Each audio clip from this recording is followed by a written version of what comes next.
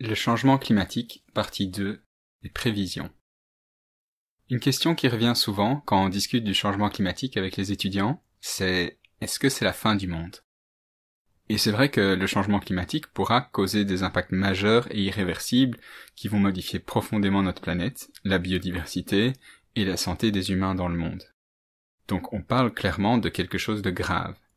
Mais essayons de sortir des généralisations trop importantes pour comprendre le fond. Alors justement, face au constat du changement climatique et au besoin de mieux comprendre les enjeux, en gros pour savoir si c'était la fin du monde ou pas, les Nations Unies ont mis en place, fin des années 80, le groupe intergouvernemental d'experts sur l'évolution du climat, ou GIEC. Le GIEC, c'est pas un endroit, c'est un projet de collaboration qui fait travailler des personnes du monde entier pour compiler et évaluer toute la recherche qui est réalisée dans le monde sur l'évolution du climat et qui en fait la synthèse pour les décideurs et les citoyens. Des rapports complets sont publiés tous les 7 ans et d'autres rapports spéciaux peuvent être publiés entre-temps. Chaque rapport du GIEC est lu et approuvé par tous les États membres des Nations Unies. Oui, tous. Chaque pays est au courant des conséquences attendues du changement climatique. Et ces rapports devraient aider les pays du monde entier à choisir quelle politique adopter en connaissant les conséquences attendues sur le climat. Sur base des simulations, le GIEC compile plusieurs scénarios possibles, en fonction des choix de société qu'on pourrait faire.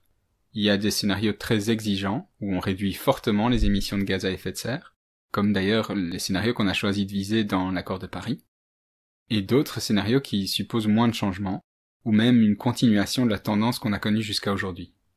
En fonction des scénarios, le rapport de 2014 prédisait un réchauffement de l'ordre de +1 à +4 degrés au cours du XXIe siècle. Ces estimations viennent aussi avec des incertitudes, et un nouveau rapport sera publié en 2021, affinant potentiellement ces estimations. D'ailleurs, en 2018, un rapport spécial s'est penché vraiment sur la question du réchauffement de 1,5 à 2,0 degrés, qui sont les valeurs clés ciblées dans l'accord de Paris de 2015.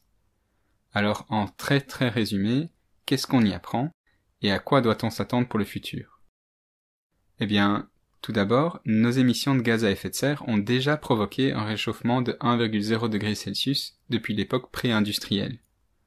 Et si on continue sur notre tendance actuelle, on atteindra probablement 1,5 degré Celsius entre 2030 et 2052.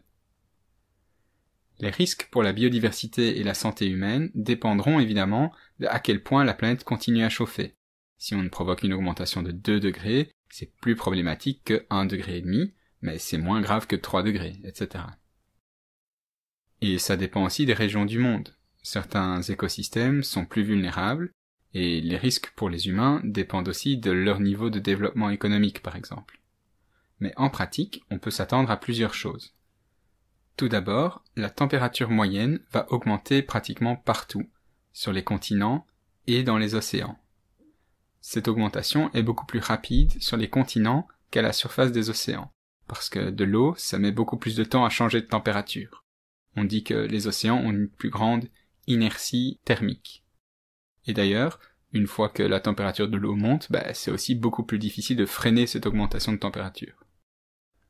On apprend aussi que l'augmentation des températures se fait, et se fera encore, plus rapidement aux latitudes élevées, à cause du phénomène d'amplification polaire. Alors dit très simplement, les calottes glaciaires et la banquise, qui ont une couleur claire, la glace c'est blanc, ont pour effet de réfléchir la quasi-totalité du rayonnement solaire incident. Elles ont une albédo élevée. Mais quand elles fondent, elles laissent place à un sol ou un océan qui est plus foncé, et donc plus absorbant du rayonnement solaire. Et ces surfaces vont donc chauffer plus facilement. C'est ce qu'on appelle une rétroaction positive. Pas positif comme c'est bien, d'ailleurs ici ça craint plutôt, mais positif comme la cause, le réchauffement, provoque une conséquence, la fonte de la glace, qui elle-même renforce la cause. Ça se réchauffe davantage. Conséquence de tout ça, c'est que le réchauffement se fait plus rapidement au pôle et que ce phénomène d'amplification polaire rend la planète plus vulnérable encore au réchauffement. Alors, une autre prévision, c'est que l'augmentation de température s'accompagnera de plus de phénomènes extrêmes. des épisodes de grande chaleur dans la plupart des régions habitées, des épisodes de fortes précipitations dans plusieurs régions, et une augmentation des problèmes de sécheresse dans d'autres. Sur les continents, on prévoit une modification d'habitat provoquant la chute de la biodiversité. On considère par exemple que si la température augmente de 1,5 degré, alors 4% des vertébrés perdraient plus de la moitié de leur niche écologique, mais si le réchauffement monte jusqu'à 2 degrés, alors cette part monte à 8%. Les effets sur les insectes et les plantes sont plus importants encore. Les biomes terrestres les plus vulnérables au changement sont la toundra et la forêt boréale. Si on s'intéresse aux océans maintenant, qui ont d'ailleurs en fait emmagasiné 90% du réchauffement jusqu'à présent, même si les effets ne se voient pas. Donc les océans, par contre, on voit plusieurs phénomènes qui entrent en jeu. Tout d'abord, une augmentation du CO2 atmosphérique augmente sa dissolution dans l'eau des océans. Et là, le CO2 se combine à l'eau pour former de l'acide carbonique.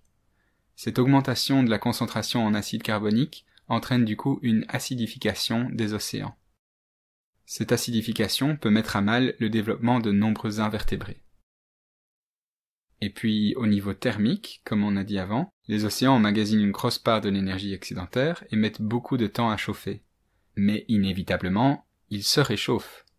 Et l'augmentation de la température de l'eau implique deux choses. 1.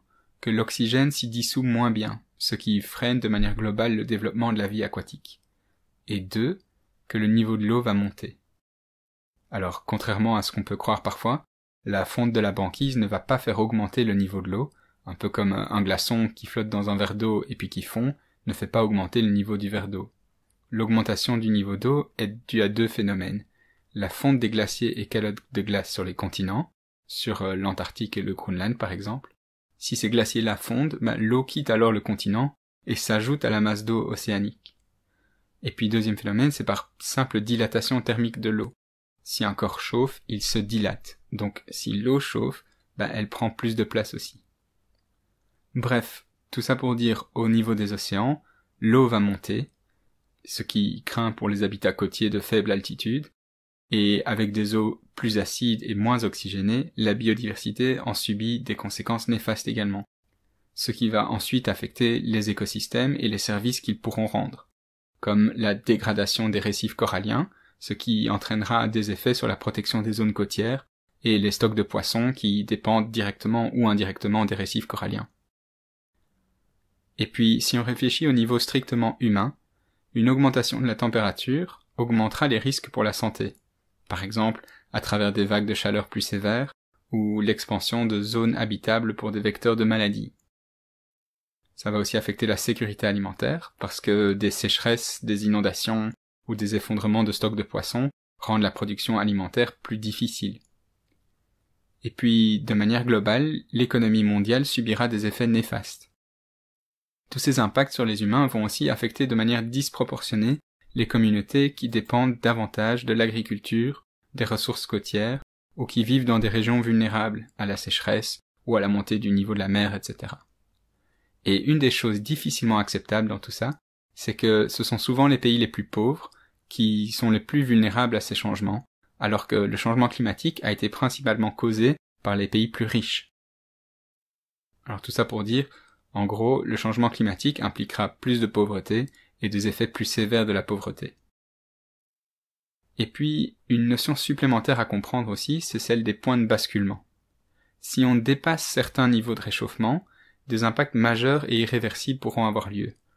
Par exemple, j'ai mentionné un peu avant que les changements de température modifieront les écosystèmes. Eh bien, par exemple, dans la toundra, une grosse partie du sol est gelée en permanence. C'est ce qu'on appelle le pergélisol, ou quand on est cool, on appelle ça le permafrost. Ce sol gelé est imperméable et contient des grandes quantités de matière organique qui est inaccessible pour les décomposeurs. Mais si ce sol dégèle, la décomposition de sa matière organique pourra libérer des quantités importantes de CO2 dans l'atmosphère, accentuant encore le changement climatique. Il existe d'autres points de basculement aussi, et plus la Terre se réchauffe, plus on atteint de points de basculement. Donc concrètement, est-ce que c'est la fin du monde ? Non, la planète elle continuera à exister. Par contre, la vie pourrait devenir beaucoup plus difficile pour de nombreuses espèces, et pour nous aussi. Mais surtout, plus le réchauffement est intense, plus les conséquences seront fortes et irréversibles. Donc, dans tous les cas, on a intérêt à limiter autant que possible ce réchauffement. Alors, de tous ces constats, naît souvent une autre question. Vers quoi va-t-on? Est-ce que ça va être un réchauffement de 1,5, de 2 degrés, plus? Eh bien, c'est notamment ce qu'on abordera dans la prochaine vidéo.